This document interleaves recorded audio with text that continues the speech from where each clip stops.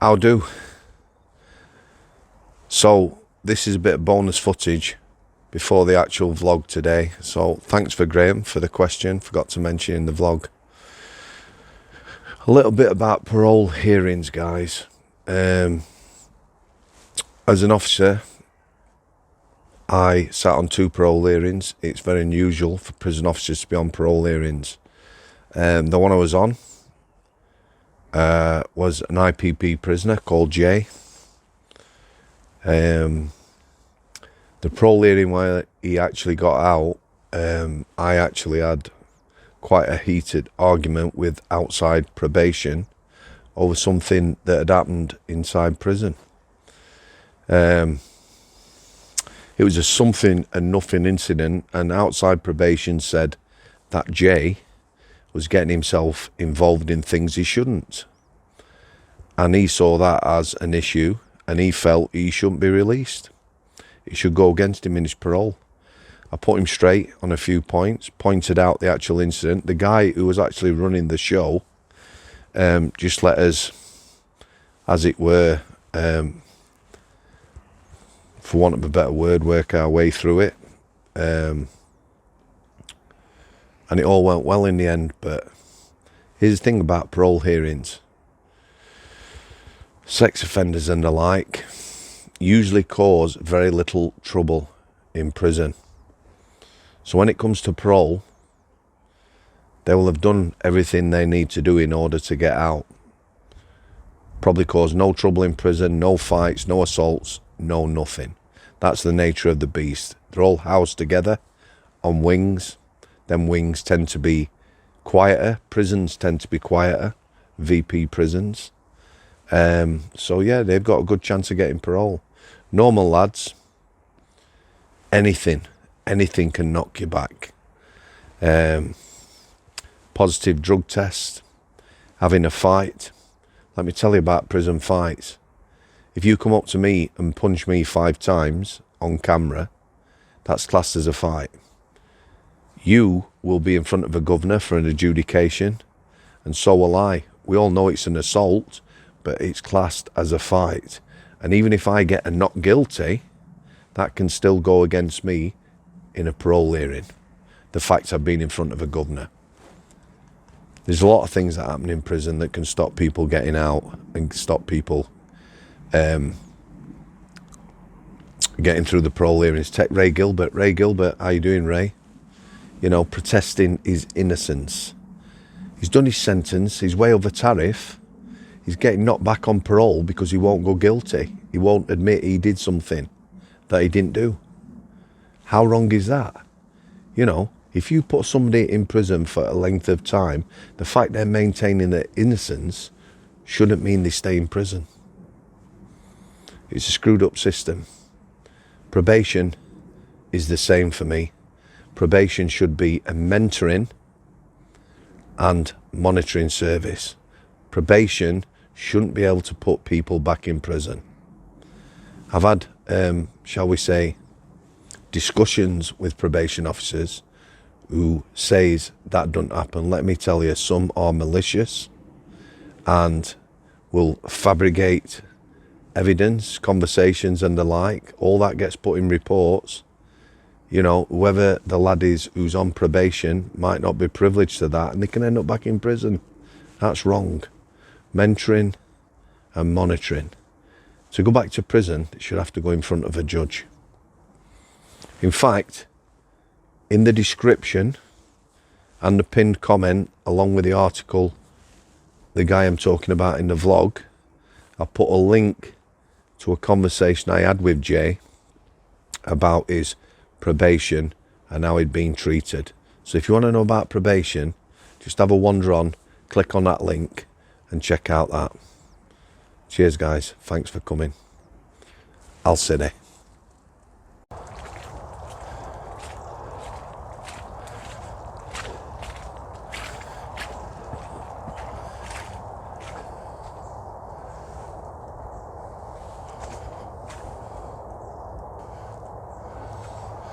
How do? Please excuse the husky, sexy phone voice. Maybe not. A bit of the old man flu. Never underestimate man flu. Been rough for a good few days, but time to get out. Somebody sent me, just a bit of adjustment there. Somebody sent me an article from a paper. Sam, can you explain this? So yeah, here we go again, guys. One of them. Didn't read the article. Read about 4 or 5 lines, that's enough. So, to the uninitiated, 4 categories of prison in this. High security holds Cat A prisoners and other prisoners. They are the highest risk, yeah? Cat B local, everyone other than Cat A prisoners who before sentencing is in prison is a Cat B. Then you have a Cat C, lesser security. Then you have Cat D. That's what I'm going to talk about today. Cat D is low risk, very few staff. So this creature, Paul Robson, I might even have forgot his name, winds me up this. Paul Robson, his name will be in the title anyway, and the pinned comment, I will pin a link to the article. Go and have a look at this mug shot of this guy, right? So this guy's been sent to Cat D. Like I say, Cat Ds were designed for people who were low risk. You know, maybe a driving offence where no one's injured. Doesn't necessarily mean you're going to be in Cat D, because spaces are limited. So if you go to a Cat B local, 2 weeks for drink driving, you might spend it in that Cat B local. But if you get to Cat D, open conditions. Every single school in this country, in the UK now, has more fencing and tighter security than a Cat D prison, yeah? You don't escape, you abscond. You can literally walk out. They have roll checks at certain times of the day, check they've not lost anyone. However, it's not hard to get out, not at all. So this guy, he's a sex offender. Yeah? Rapist, probably a paedophile. Again, the article, you know, papers, I wish papers had say it how it is. You know, it'll say something like, possibly poses a risk to all females and children. Read, he's fucking dangerous. Yeah, he's a sex offender. Paedophile, he's a lifer. Yeah? Being knocked back on 5 paroles. Yay. Round of applause, someone's doing the job.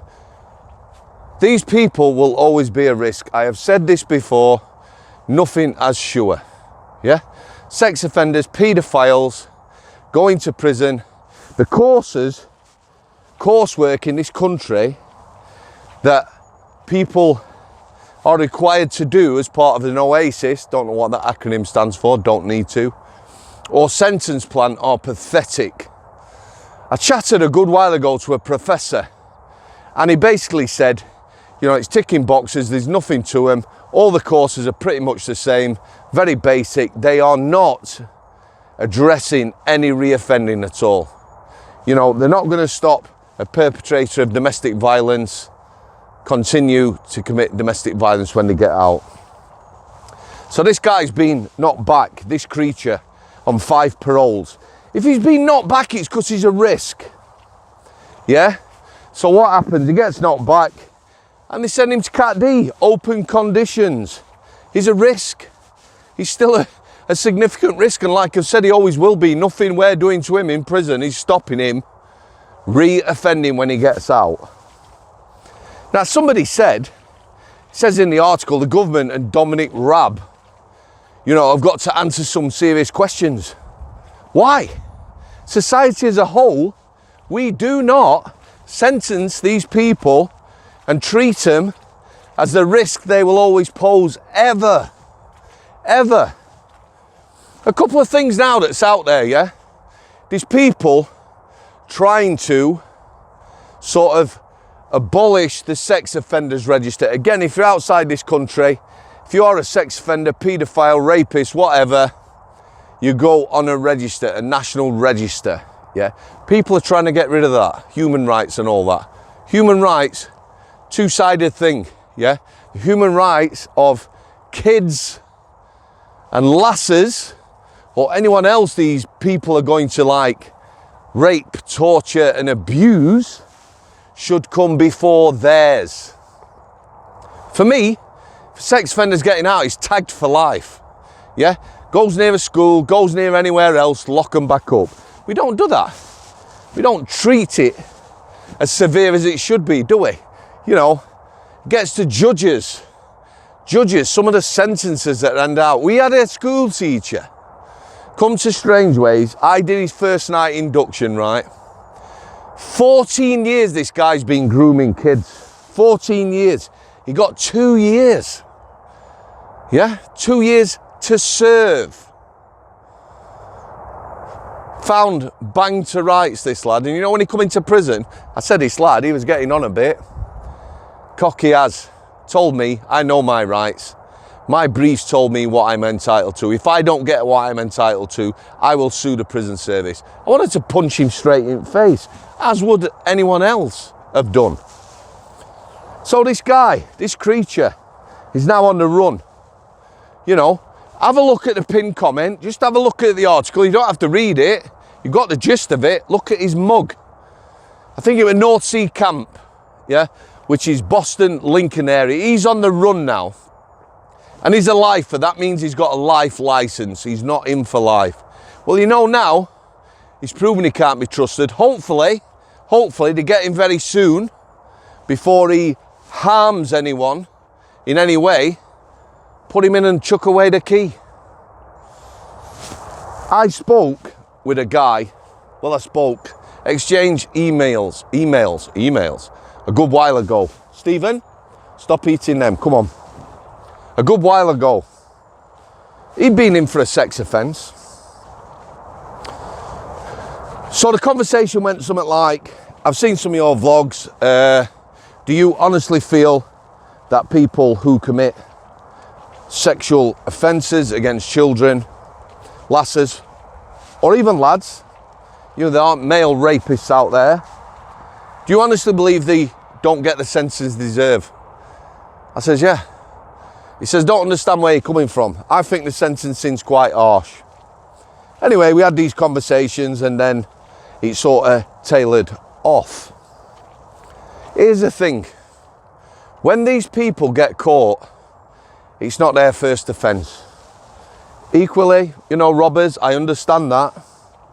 But these people absolutely ruin lives. You know, hundreds of lives. And the sentences they get is pathetic. Have you noticed when they're talking about grooming gangs? Yeah, accumulated sentences. Yeah, 75 years, gang of 13. One of them might have got 7. And then it gets progressively less to pretty much nothing. They are not punished as they should be punished. So that's why this guy is on the run. Knocked him back on parole, sent him to the lowest security accommodation we've got in this country. Gonna leave it there, guys. Little snapshot of the boy.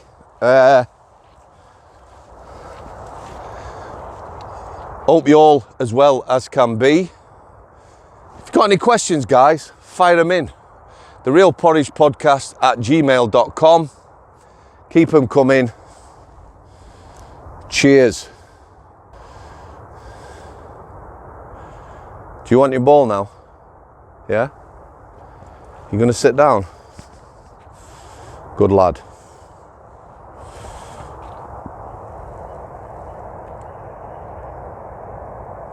Good boy. Beautiful up here, guys. Very autumnal and wet and muddy.